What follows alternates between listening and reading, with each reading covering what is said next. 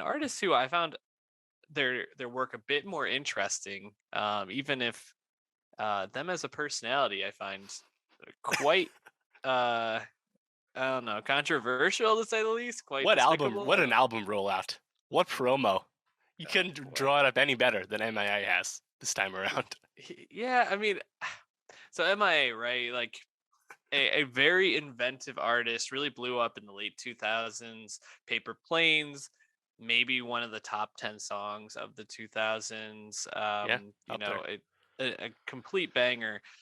But and people really ride for a few of her albums, right? The first two. Hala, Yeah. Arular, probably the big hits. Aim, her most recent one before Mata, the one that was released this past Friday. Um, Probably her least successful to date, and took some time off from releasing albums. Was kind of on an every 3 year run until 2016. Now 6 years later, we get Mata, Mm. and you know, I just feel like there's a lack of cohesion on the record. I still think there's some really interesting stuff, but just at times like fell a bit flat for me. And I think the best like example is KTP for this, right? Which is Keep the like, peace. yeah, is basically, I mean, it sounds like Maps, the song Maps, from, is it the Maroon AAIs, 5. I think? Yeah, no. No, not Maroon 5. Maps, Wait, They Don't Love You Like I Love You is the song I'm thinking of. But Yeah. it basically is Paper Planes, right? Like, but just like dulled down, like kind of Yeah, took you got taking some of the background interesting vocals stuff. again. The vibe is similar. Yeah. And it just feels like that's kind of what we got in this album, like mid-tier MIA stuff, right? I don't know. Y- She doesn't sound on her A game when it came to like the performance or the lyrical side of things, which Oh is, no. I guess not surprising. Like she is 47. She has been around a long time and has taken a long time off. And not that she has necessarily been out of the public eye. Again, she is keen to speak her mind on many an issue and topic, and you can look into that if you're interested. But it just doesn't seem like that's actually in the music. It's almost like the music, the lyrics are almost more broader and uh, surface level, and maybe that's a good thing given the type of opinions she's been sharing lately. Maybe it's better to be more agreeable with the music. I don't know, but Well, her it opinions just certainly aren't very like well researched or deep, so it's not surprising that the no. lyrics So are. if you're not getting that, then like I guess you really want like the production to wow you because her first two albums, especially at that time, her kind of coming into like the realm of early Diplo and really bringing to mainstream like this South Asian, like Tamil influenced sounds into music production and like making these honestly really unique, iconoclastic dance tracks. And we mentioned the Santa Gold album a few weeks back. I think of her in a very similar way. They're about the same age. They came up around the same time. And in the interim, like since early MIA to now, like music has moved forward, and there are people who've picked up this mantle from MIA. I think in some reviews I saw Rosalia mentioned often, and or even Mm, someone on the other end, like 100 Gex. Like you are getting these kind of like ideas with production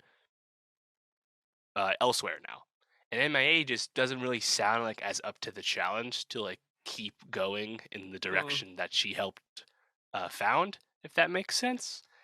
And not that I think this is necessarily bad. There are some moments, I think more than anything, when she was doing like her like true hip hop, which is a big text a trademark of her career, on a song like Zoo Girl or The One. I was like, actually, that is still like pretty solid hip hop. Again, like the lyrics aren't anything too special, but like her flow is like still pretty good. But just some of the other songs where like these don't do a whole lot for me, honestly. Like Marigolds, you have like these background vocals, and Lil Uzi Vert is Mhm. among them. Apparently, I couldn't hear him, but he's there apparently. Um, but like I don't know, it's just I think the blandness kind of sets in a little bit, which is disappointing because like like she's not a bland artist. So I don't know. Yeah, I mean, I think there's definitely some like fun production songs, but even like some of my favorite like sounding songs. Like Energy Freak really stands out. Like MIA's like vocals on that just like don't match, and they seem like kind of off, almost like she like had recorded the vocals and just like, is there a song that I can just put these over? But they don't really feel totally inspired. Even Marigold, which I think is probably one of my favorite tracks off this, like the chorus is when times are different or when times are difficult, we're gonna need a miracle. It's like, what? Like, okay, like Mhm. you have in the past had such like inspired and like pretty like critical lyrics of like social commentary, and now Oh, you're yeah. like talking about how like we're in a difficult time, so we're just gonna need something magical to save us. Like, okay, like Yeah. cool. She And vaccines are the problem, right? Like, sorry, didn't like we didn't need to go there, but that's kind of been like the subtext of like where she's at right now. It's And that's the thing. She's been geopolitical with her music for years. You know, oh like yeah. let's not forget she flips off the camera during her Super Bowl guest spot back Hmm. in the day. You know, like she's been about it. And it just didn't come across this time in the music. And like I said, maybe that was a good thing given what she's kind of on her mind these days, but unfortunately it just comes across as a bit more generic than you'd expect from someone of her caliber with her discography to this point. So I had the M.I.A. album like listed on my albums to look out for list for a while now, just because it's been a long time, 2016, and I was like, okay, M.I.A. like that's definitely one to pay attention to, right? Like it was only a few lists down, lines down from me from like Rihanna and Frank, Mm, like it was she's a pretty significant artist to be expecting an album from yeah. for 6 years, and ultimately I think this is a huge letdown. Oh, I completely agree. And I was actually thinking like the Santa Gold album isn't one that I'm gonna necessarily go back to a lot, but I prefer that album over this one for sure. And Yeah. just even I think Santa Gold as an artist is someone that I find to be a little bit more intriguing. But um, you know, I hope better days are ahead for MIA because like you hear a song like Freedom is a State of Mind Part Two, which we didn't need a part two. You could have just made those one song, in my opinion, especially still the first part's like a minute 30 and the other part's like 2 minutes or three Hmm. minutes, whatever. But that like when part two comes in and she's just like screaming, "Freedom is a state of mind." Like I'm like, okay, and you have this like insane production behind. I'm like, okay, this is like cool shit. And then it's followed by just like these like nonsensical lyrics for the most part. It's like Hmm. there's just so much potential there that she just can't reach for whatever reason right now.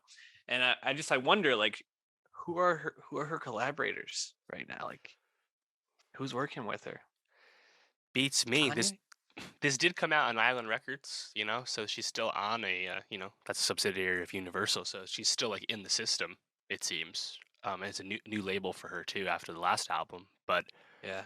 yeah, I don't know because in theory you would think she could kind of fit in to all kinds of things. She was on that random Travis Scott song Franchise like 2 years ago, which became a big hit due to the Travis aspect of it. She can be a chameleon. I think she's good enough to do that. Mhm. Um, and hopefully down the line she has, I think, more compelling inspiration for her own work. I just don't know if I want to hear what she has to say moving forward.